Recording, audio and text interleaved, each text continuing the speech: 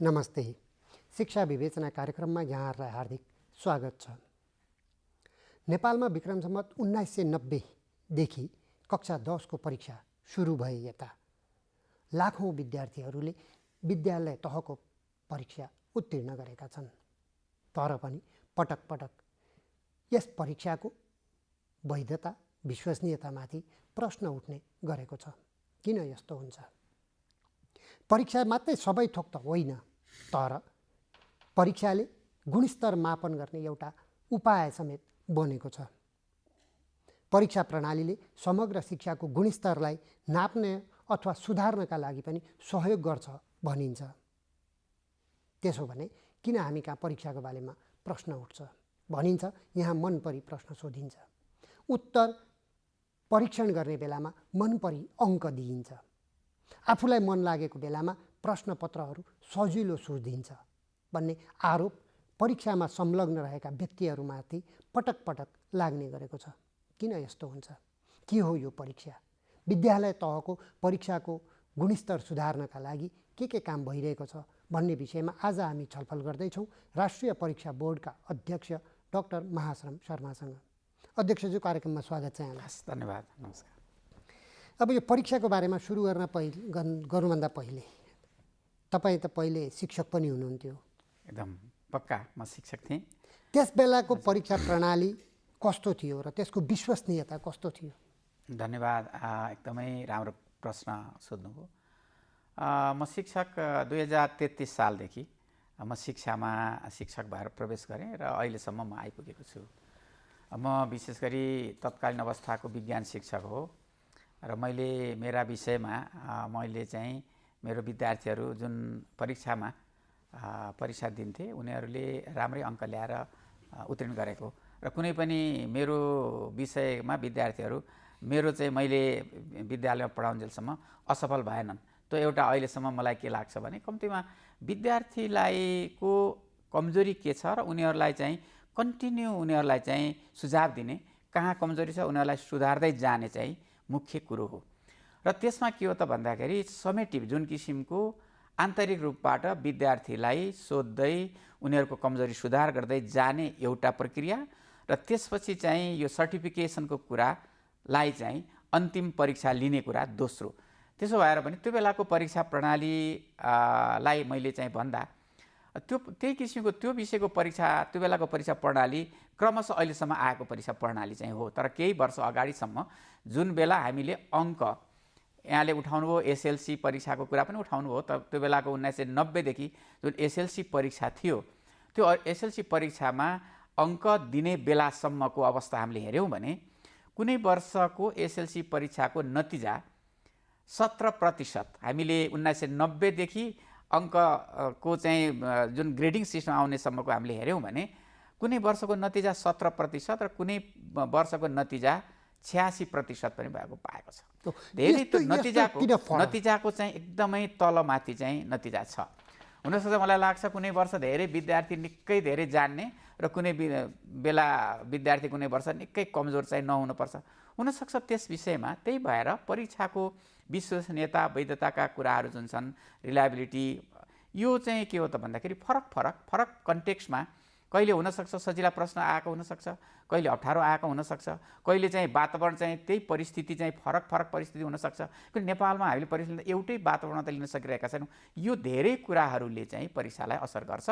तर पनि हामीले के हो त भने विगतदेखि अहिलेसम्म हामी गर्दै जाँदा परीक्षालाई जुन किसिमको एउटा मर्यादा, जुन किसिमको जुन इथिक्सबाट सञ्चालन गर्दै अहिलेसम्म आउनुपर्ने हो, विभिन्न ठाउँहरूमा विभिन्न हिसाबबाट गर्दै आउँदाखेरि यसलाई अझै संसार जुन हिसाबले शिक्षामा परिवर्तन हुँदै आयो त्यो परिवर्तन हुँदै आउँदा अझै पनि हामीलाई के लाग्छ भने यसमा चाहिँ परिवर्तन अझ आवश्यक छ, सुधार अझै आवश्यक छ भन्ने खालको कुराहरू महसुस हुन्छ। अब यहाँ चाहिँ यही परिवर्तन आवश्यक छ भनिरहँदा यहाँ चाहिँ निरीक्षण, अनुगमन र विद्यालय व्यवस्थापनको काम भनेर शिक्षा प्रशासनमा पनि झन्डै 30 वर्ष शिक्षा विज्ञान तथा प्रविधि मन्त्रालय हालकोमा शिक्षा प्रशासनमा करिब 30 वर्ष संलग्न हुनुभयो। अहिले परीक्षामा संलग्न हुनुहुन्छ। हजुर। पहिला 30 वर्ष प्रशासक भएर हेर्दा र अहिले परीक्षा बोर्डको अध्यक्ष भएर हेर्दा के फरक पाउनुभयो? यस्तो छ, वास्तवमा प्रशासन हामीले प्रशासक भएर बस्दा एउटा विद्यालय तहको विशेष गरी विद्यालय तहको शिक्षालाई इम्प्लिमेन्टेसन गर्न विद्यालय मात्र होइन युनिभर्सिटी लेभलको कुरा पनि मन्त्रालयमा बस्दा त त्यो पनि हेरियो। तर हामीले यहाँले चाहिँ जुन विद्यालय तहको शिक्षाको कुरालाई फोकस गर्नुभएको छ त्यो हेर्दाखेरि के देखियो त भने हामीले नेपालको ओभरअल सिस्टम चाहिँ यो शिक्षालाई सुधार गर्नेतर्फै लाग्यो। हिजो त हामी एक्सेसको पार्ट हेर्ने हो भने पहुँचको हिसाबले धेरै पहुँच थिएन हैन, र त्यसपछि चाहिँ विद्यार्थीहरूले जुन किसिमको सिस्टमबाट पढिरहेका थिए, हिजोदेखि चाहिँ एउटा घोक्ने कण्ठ गर्ने जुन परिस्थिति थियो, अहिले आएर समाज परिवर्तन भयो, विश्व परिवर्तन भयो, र त्यो कुरालाई त्यो नलेजलाई त्यो ज्ञानलाई चाहिँ साँच्चै प्रयोग गर्ने कुरा हैन, त्यो क्षमता प्रतिस्पर्धा हिजो चाहिँ जुन हिसाबले हामी थोरै सानो ठाउँमा हाम्रो प्रतिस्पर्धा थियो हैन भनेदेखि अहिले चाहिँ ग्लोबल्ली त्यो प्रतिस्पर्धी चाहिँ शिक्षा बनेको कारणले पनि यो परिवर्तन स्वतः चाहिँ आउने किसिमको कुरो छ। र मैले चाहिँ यहाँले भन्दा हिजो चाहिँ मैले जुन लाइनमा आफ्नो पोजिसनमा शिक्षा प्रशासक भएर बसेँ त्यसमा शिक्षालाई कसरी गुणस्तरीय बनाउने, कसरी एक्सेस दिने, त्यो लाइनमा चाहिँ जुन किसिमका आफ्ना कामहरू गरियो भने अहिले आएर चाहिँ समग्रमा त्यो चाहिँ सिस्टमले गरेका हरेक क्रियाकलाप, शिक्षण सिकाइका कुरा हैन, टिचिङ लर्निङको कुराहरूमा जुन शिक्षकको व्यवस्थापनदेखि लिएर त्यसपछि विद्यार्थीको शिक्षण सिकाइ, यी सम्पूर्ण विषयहरूलाई हेरेर विद्यार्थीहरूलाई चाहिँ विद्यालय तहको अन्तिम अवस्थामा सर्टिफिकेसन दिने ठाउँमा म छु, र सर्टिफिकेसन दिँदाखेरि त्यो विद्यार्थीको स्तरलाई हामीले जुन किसिमको हेरिरहेका छौँ त्यो स्तर हेर्दा अझै हाम्रा विद्यार्थीहरूको शिक्षण सिकाइ, हाम्रो कक्षा कोठाको चाहिँ जुन किसिमको सिकाइको चाहिँ जुन किसिमको परिवेश जुन छ त्यो कुराहरू र अन्य किसिमका कुराहरूमा अझै सुधार गर्न पर्ने देखिन्छ। त्यो केले देखिन्छ भन्दाखेरि विद्यार्थीको मूल्याङ्कन गर्दा जुन किसिमको नतिजा आइरहेको छ त्यो नतिजालाई हामीले हेऱ्यौँ, विश्लेषण गर्दाखेरि अझै हामीले सुधार गर्नु पक्षहरू धेरै छन् भन्ने कुरा देखिन्छ। भनेपछि 30 वर्ष यहाँले चाहिँ शिक्षा मन्त्रालयमा बसेर काम गर्दाखेरिको जुन अनुभव छ त्यो आधारमा भन्दा अहिले परीक्षा बोर्डको अध्यक्ष हुँदाखेरि हामीले विगतमा गरेको काम चाहिँ नपुगेको रहेछ, के नपुगेको होइन? यो विगतमा गरेको काम त यो कुनै किनभने त्यसैको प्रतिफल अहिले देखिरहेको हो। शिक्षा भनेको निरन्तर चल्ने प्रक्रिया हो।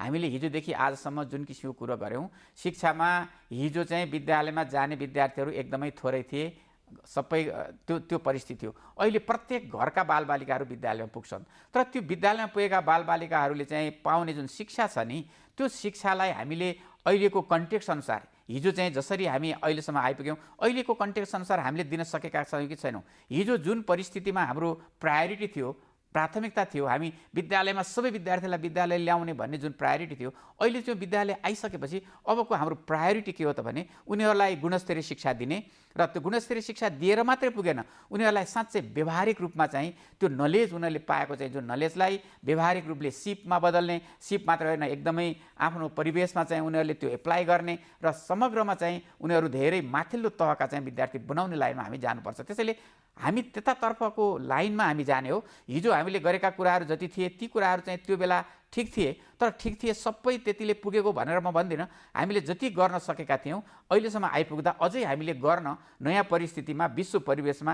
हामीले गर्न पर्ने कुराहरू अझ बाँकी छन्, किनभने शिक्षकै हामीले दिन सकिरहेका छैनौँ विद्यालयमा, गुणस्तरीय शिक्षा भनेका छौँ।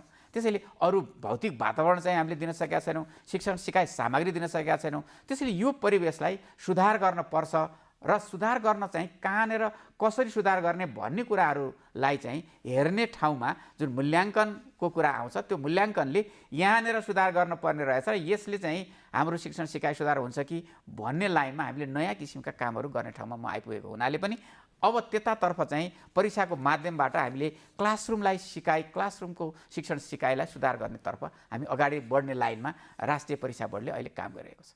बोर्डले त्यही भएर होला स्तरीकृत परीक्षा एउटा चाहिँ उपाय हो भनिरहेको छ। के को लागि भन्दा गुणस्तरीय शिक्षाको लागि, शिक्षण सिकाइ प्रक्रियालाई राम्रो बनाउनका लागि भनेर। के हो यो स्तरीकृत परीक्षा? अब यो धन्यवाद, एकदमै मैले यहाँको यो नेपाल टेलिभिजन सुन्ने सबै आम जुन किसिमको शिक्षाका सरकारहरूसँग म के अनुरोध गर्न चाहन्छु हजुरको यो माध्यमबाट भने यो स्तरीकृत परीक्षा भनेको मैले अघि पनि भने हामीले विगतमा जुन किसिमको नतिजा हामीले हेऱ्यौँ, हरेक वर्षको नतिजा हामीले हेऱ्यौँ भने त्यो नतिजा चाहिँ के छ भने एक वर्ष र अर्को वर्षको नतिजा फेरि अर्को वर्षको नतिजाको त्यो ट्रेन्ड चाहिँ जुन छ त्यो एउटै किसिमको छैन।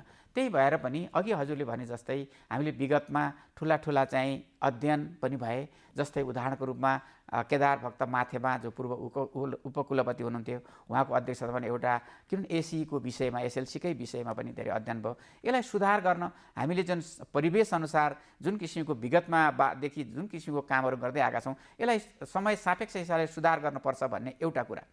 दोस्रो कुरो चाहिँ के छ भने मैले चाहिँ त्यो खालको कुरामा नतिजाको एक वर्ष अर्को वर्षको कुराहरू भने। दोस्रो कुरा हामीले चाहिँ अहिले के छ भने कतिपय सन्दर्भमा हामीले एउटा विद्यालय र अर्को विद्यालयको नतिजाको कुरा, एउटा प्रदेश र अर्को प्रदेशको नतिजाको कुरा, अहिले हेर्दा हामीले एउटा पालिका र अर्को पालिकाको नतिजाको कुरा, हामीले त्यो नतिजा चाहिँ तुलना योग्य बनाउन सकेनौँ। एउटा कुरा किनभने हामी विभिन्न ठाउँमा एउटै पाठ्यक्रम, एउटै पाठ्यपुस्तकबाट शिक्षण सिकाइ गरिरहेका छौँ, तर पनि यदि कुनै शिक्षकले सर्टेन कोर्सहरू पुरा नगरेर जति कोर्सहरू पुरा भएको छ त्यहीँबाट शिक्षकले चाहिँ प्रश्न बनाएर आफ्ना विद्यार्थीलाई सोध्ने र अर्को ठाउँमा चाहिँ फेरि अर्कै हिसाबबाट सोध्ने, त्यो प्रश्नको स्तर एउटै पाठ्यक्रम, एउटै पाठ्यपुस्तकबाट पढाएको विषयहरूलाई एउटै पाठ्यक्रमभित्रको पनि प्रश्नको स्तरको कुरा होइन, दोस्रो विषय भयो।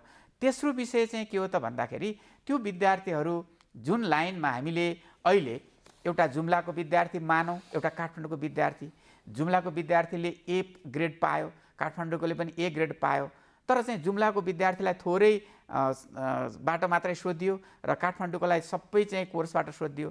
त्यसले हामीले ए पाएको विद्यार्थीलाई त्यो दुईटै विद्यार्थीको स्ट्यान्डर्ड एउटै हो भनेर भन्न सक्ने अवस्थाको कुराहरू चाहिँ अर्को आउन सक्छ। र अर्को कुरो के हो त भन्दाखेरि यो प्रश्नपत्रहरू हामीले अहिले एसी परीक्षामा एउटा प्रदेश र अर्को प्रदेशको प्रश्नपत्रहरू फरक प्रश्नपत्र प्रयोग गर्ने गरेका छौँ।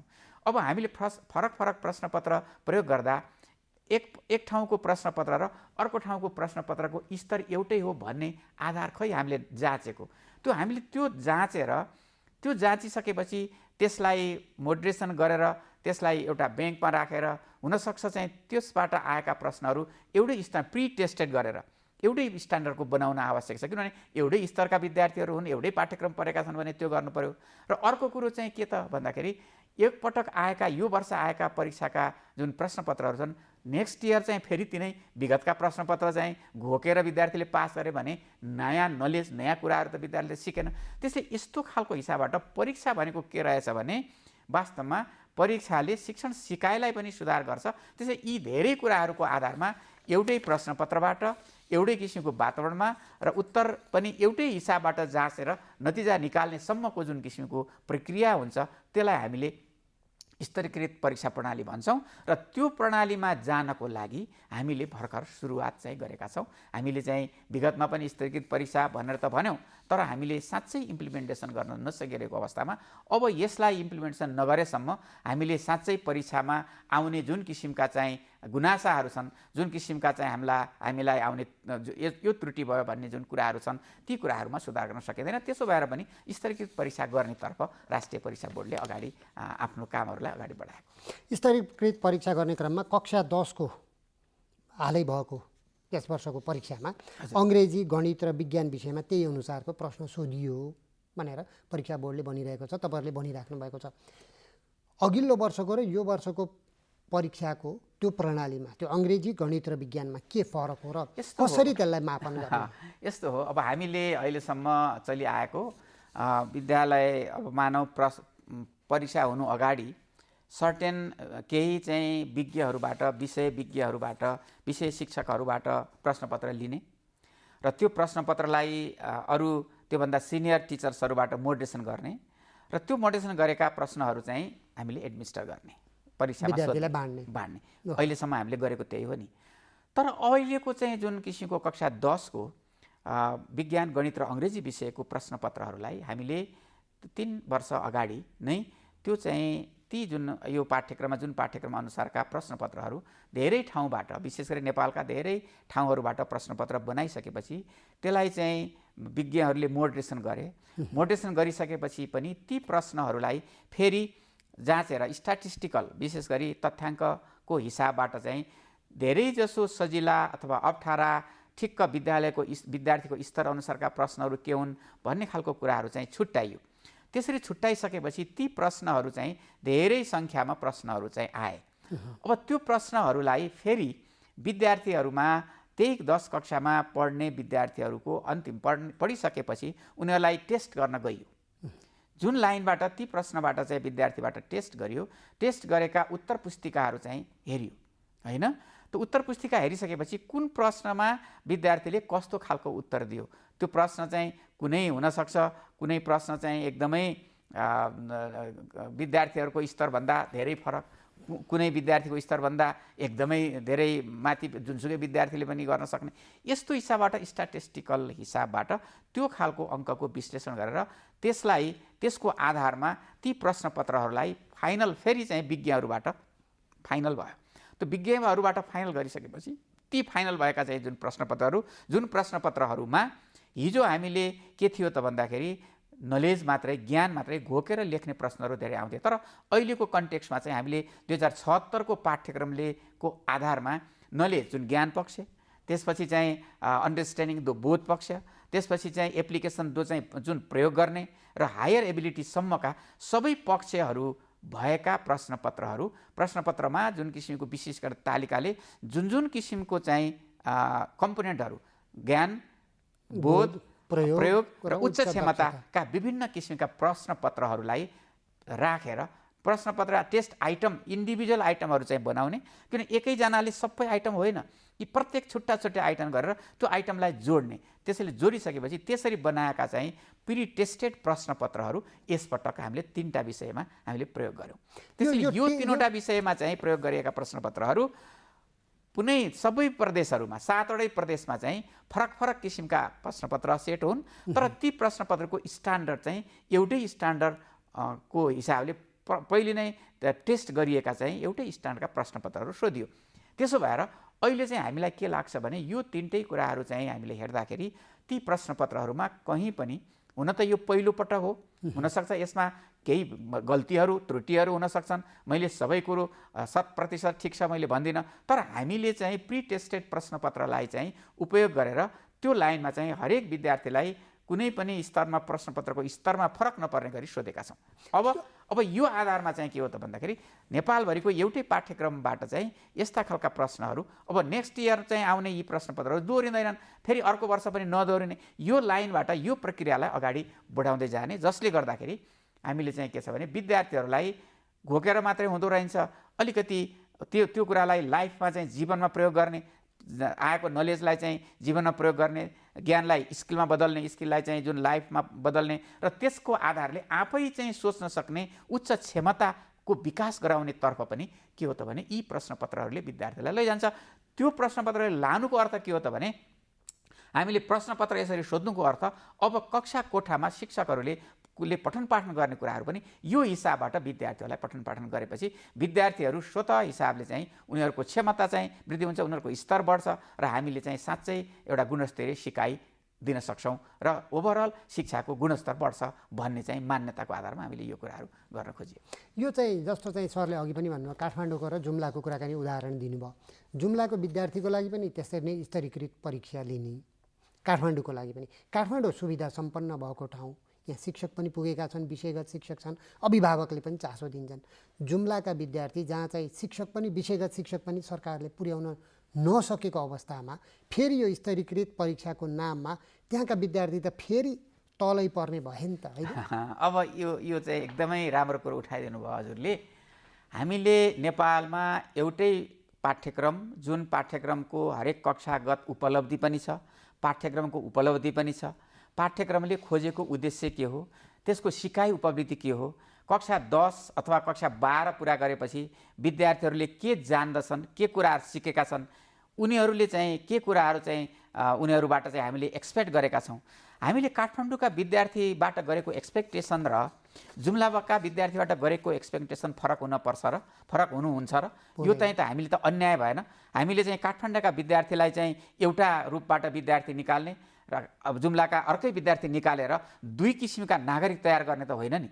हामीले त के छ भने हाम्रा नागरिकलाई एउटै किसिमको जुन पाठ्यक्रममा शिक्षण सिकाइ गरेपछि उनीहरूलाई त उस्तै किसिमका एउटै स्ट्यान्डर्डका एउटै स्तरका नागरिक एउटै स्ट्यान्डर्डका विद्यार्थी निकाल्ने हो। तर के हो त भने यदि यहीँनिर छ मुख्य कुरो कि हामीले यो खालको परीक्षा लिइसकेपछि यहाँबाट आएको नतिजाको एनालाइसिसबाट जुम्लामा के कुरो पुगेन, जुम्लाका विद्यार्थीले कुन विषयमा कमजोर भए, शिक्षक कमजोर भएर हो कि अरू कुराले कमजोर हो कि अथवा काठमाडौँमा तराईका अरू कुनै जिल्लामा, त्यसैले यो हिसाबबाट त हामीले त के हो त भने जुम्लामा विद्यार्थीलाई चाहिँ शिक्षक छैनन्, शिक्षक त दिनु पऱ्यो नि, राज्यले चाहिँ शिक्षक पुर्याउनु परेन, त्यो हिसाबले काठमाडौँकालाई शिक्षक दिने जुम्लाकालाई नदिने त्यो खालको डिस्क्रिमिनेसन त्यस्तो खालको अन्याय गर्न हुन्छ। यही अन्याय चाहिँ हुनु हुँदैन र सबै विद्यार्थीलाई समान रूपबाट हेर्नुपर्छ, समान स्ट्यान्डर्ड चाहिँ बनाउनुपर्छ र त्यो स्ट्यान्डर्ड यदि छैन भने त्योतर्फ बनाउन कोसिस गर्नुपर्छ भन्ने हिसाबले पनि यो कुराहरू, नत्र त अहिले त हामीले यो कुरो गरेनौँ भने जुम्लाले आफ्नै हिसाबले मानौँ न विद्यार्थीले ग्रेड चाहिँ ए पाइरहेको छ तर उसले जानोस् कि नजानोस्, अर्कोले चाहिँ ग्रेड ए पाएको छ उनीहरूले जानोस्, त्यसैले यहाँनिर त भेरिएसन एकदमै अन्याय चाहिँ हुने भयो नि। त्यसैले यो अन्याय चाहिँ नहोस् भन्नको लागि नै हामीले स्तरीकृत परीक्षाको हिसाबबाट अगाडि बढाउन खोजेका छौँ। अहिलेको चाहिँ आवश्यकता स्तरीकृत परीक्षा हो र हामीले स्तरीकृत परीक्षाको माध्यमबाट हरेक विद्यार्थीहरूलाई को चाहिँ उनीहरूको स्तरलाई तुलना गर्न मिल्ने, एक गाउँपालिकाको अर्को गाउँपालिका अथवा एउटा पालिकाको अर्को पालिका नगरपालिका र एउटा जिल्ला अर्को जिल्ला अथवा एउटा प्रदेश अर्को प्रदेश र समग्रमा चाहिँ यो एक वर्ष र अर्को वर्षको यसरी नतिजालाई तुलना गरेर हामीले समग्र रूपमा कक्षा कोठालाई सुधार गर्नको लागि एउटा चाहिँ सन्देश दिने हिसाबले पनि यो हामीले चाहिँ अगाडि बढाउँ। कक्षा 10 मा पनि बल्ल 3वटा विषयमा गर्नुभएको छ, अर्को वर्षको हुने परीक्षामा के कक्षा 10 को सबै विषयमा हामी गर्छौँ? अब हामी सुरुमा सबै अनिवार्य विषयहरूबाट सुरु गरेर अनि त्यसपछि अरू विषयमा जाने हो। हामीले कक्षा 12 मा पनि अब अर्को वर्ष हामी यसरी जान्छौँ। कक्षा 12 मा अब यो वर्ष होइन आगामी वर्षमा कक्षा 12 को चाहिँ लागि सर्टेन विषयहरू केही विषयहरू तोकिएका विषयहरूमा हामीले स्तरीकृत परीक्षाको माध्यमबाट हामीले चाहिँ प्री टेस्टेड, किनभने स्तरीकृत भनेको त पहिलो वर्ष प्री टेस्ट गर्यो, त्यसपछि चाहिँ फेरि त्यसलाई चाहिँ अगाडि बढाएर तेस्रो वर्षमा फुल्ली जान सकिन्छ बल्ल। त्यसैले हामीले त के हो त भने अब 12 मा प्री टेस्ट गर्न सकिन्छ, हामीले त्यो लाइनतर्फ त्योभन्दा अगाडि शिक्षकलाई तालिम दिन पर्यो, शिक्षकले प्रश्नपत्र निर्माण गर्न पर्यो होइन, त्यो प्रश्नपत्र निर्माण गरिसकेपछि चाहिँ त्यसलाई मोडरेसन गर्न पर्यो, त्यसपछि प्री टेस्ट गरेर अनि त्यसलाई इम्प्लिमेन्टेसन गर्न पर्यो, अनि बल्ल चाहिँ हामी चाहिँ फुल रूपबाट चाहिँ कहाँ हुन्छ भने स्तरीकृत परीक्षामा चाहिँ जान्छौँ। त्योभन्दा अगाडि हाम्रा धेरै कामहरू चाहिँ छन्। हामीले शिक्षकलाई नै तालिम पुगेको छैन, शिक्षकलाई नै तालिम पुगेको पढाउने कसरी भन्ने नै छैन। एकदमै राइट कुरो, किनभनेदेखि हामीले अहिले चाहिँ तिनै तहमा कक्षा आधारभूत तहमा पनि राष्ट्रिय परीक्षा बोर्डले जुन किसिमले एउटा ओभरअल फ्यासिलिटेसन स्ट्यान्डर्डका कुरा, प्रश्नपत्र कसरी निर्माण गर्ने होइन, अनि त्यसपछि ती प्रश्नपत्रको मोडरेसन कसरी गर्ने, प्रश्नपत्र निर्माण गर्ने र कक्षा कोठा पढाउने कुरो नितान्त फरक हो। त्यसैले अहिले के फरक हो र त्यो किताबमा प्रश्न दिएकै छ त्यही प्रश्न राख्ने, किताबमा भएका प्रश्नलाई सारेर चाहिँ परीक्षामा सोध्ने, वास्तवमा प्रश्न निकाल्ने भनेको कुरो के हो त भने पाठ्यक्रमले दिएको सिकाइ उपलब्धि त्यो प्रश्नले नाप्न सक्छ कि सक्दैन होइन, र त्यसमा त्यो सिकाइ उपलब्धि मात्रै होइन त्यसले चाहिँ नलेज नाप्न सक्छ कि सक्दैन, ज्ञान अन्डरस्ट्यान्ड बोध पक्ष नाप्न सक्छ कि सक्दैन होइन, प्रयोग नाप्न सकि सक्दैन, उच्च क्षमता नाप्न सक्छ कि सक्दैन, यी सबै कुराहरूलाई एकदमै शिक्षकले थाहा पाउनु पर्यो। त्यसैले त्यो थाहा पाएर प्रश्न बनाउने, त्यो प्रश्न बनाइसकेपछि त्यसको मोडरेसन गर्ने, अनि त्यसपछि स्तरीय प्रश्न त त्यसको फेरि स्ट्याटिस्टिकल कुराहरूमा चाहिँ लैजाने र त्यसलाई चाहिँ साँच्चै यो प्रश्न चाहिँ ठिक भयो भनेर अनि इम्प्लिमेन्टेसन गर्ने। अब यहाँनिर मैले सरलाई रोकेँ सर, हाम्रो निर्धारित समय सकिन लागेको छ, कहिलेसम्म हुन्छ त? यो प्रक्रिया नै लामो रहेछ, एकपटक एउटा प्री टेस्टेड क्वेसन लिनको लागि त 3 वर्ष भन्नुभएको छ, 3 वर्ष त कहिलेसम्म हुन्छ? कक्षा 8, 10 र 12 जुन हाम्रो विद्यालयका मुख्य परीक्षा हुन्। अहिले यसपटक चाहिँ अब हामी कक्षा 8 को र चाहिँ कक्षा 12 को अब आउने परीक्षामा चाहिँ प्री टेस्ट चाहिँ सकिन्छ र त्यसपछि हामीले नेक्स्टबाट चाहिँ हामीले चाहिँ नेक्स्ट इयरबाट चाहिँ हामीले स्तरीकृत विभिन्न विषयमा स्तरीकृत परीक्षा सञ्चालन गर्छौँ। तर त्योभन्दा स्तरीकृत परीक्षाका अरू स्टेपहरू जस्तै प्रश्नपत्र निर्माणको कुरा यो भयो, हामीले चाहिँ के अरे परीक्षा सञ्चालन व्यवस्थामा पनि स्ट्यान्डर्डाइज हुनु पर्यो नि। हामीले यहाँ प्रश्न मात्रै बनाउने तर प्रश्न के अरे परीक्षा सञ्चालन व्यवस्थित भएन भने त्यो कुरो पनि भएन, र उत्तर पुस्तिका परीक्षणमा जुन किसिमको मार्किङ स्किम प्रयोग गरेर नतिजामा भेरिएसन नआओस्, एउटै उत्तर पुस्तिकालाई धेरै टिचर चाहिँ एउटै टिचरले पनि फरक बेलामा जाँच्यो अथवा फरक नम्बर आउँछ अनि फरक मान्छेले जाँच्यो फरक नम्बर आउँछ, त्यसलाई भेरिएसनलाई कम गर्ने गरी पनि हामी त्यहाँसम्म पुग्ने हो। त्यसैले प्रश्नपत्र परीक्षा को कुराहरू अहिले यही खालि प्रश्नपत्र मात्रै नभइकन त्यसैले परीक्षण पनि हो। त्यसैले हामी अहिले त्यो खालको कुरालाई परीक्षणलाई एकरूपता गराउने लाइनमा सबै ठाउँमा कक्षा 12 मा कक्षा 10 मा त्यो कुराहरू एकदमै रिगरसली त्यतातर्फ हामी लागेका छौँ हैन। अब यो कन्टिन्यू हामीले चाहिँ गएर यो खालको कुरा गर्ने हो र यसरी चाहिँ करिब 5 वर्ष अब लाग्छ। चाहिँ 5 वर्ष लाग्दैन, हामीले 3 वर्षमा अबको 3 वर्षमा, किनभने कक्षा 10 को सुरुवात भइसक्यो, कक्षा 8 र 12 को र 10 को पनि नयाँ पाठ्यक्रम अनुसारको चाहिँ अब हामीले आगामी वर्षमा चाहिँ टेस्ट गर्छौँ हैन। टेस्ट गरिसकेपछि नेक्स्ट इयरदेखि त हामीले चाहिँ यो स्तरीकृत परीक्षाको कुराहरूलाई सर्टेन विषयमा हामीले सुरु गर्छौँ। त्यसैले यसलाई हामी फास्ट ट्र्याकबाट कसरी व्यवस्थित गर्दै जान सकिन्छ भन्ने लाइनबाट हामीले सोचिरहेका छौँ र यसलाई एकदमै रिगरस प्रोसेस भएको हुनाले त्यो लाइनमा हाम्रो चाहिँ कामहरू एकदमै अगाडि बढिरहेछ। हस्, धन्यवाद छ सर, हाम्रो कार्यक्रममा आइदिनु भयो र राष्ट्रिय परीक्षा बोर्डले स्तरीकृत परीक्षाका बारेमा के काम गरिरहेको छ भन्ने विषयमा र यो किन आवश्यक छ भन्ने विषयमा हामीलाई जानकारी दिनुभयो, यसको लागि धेरै धेरै धन्यवाद। हस्, धन्यवाद।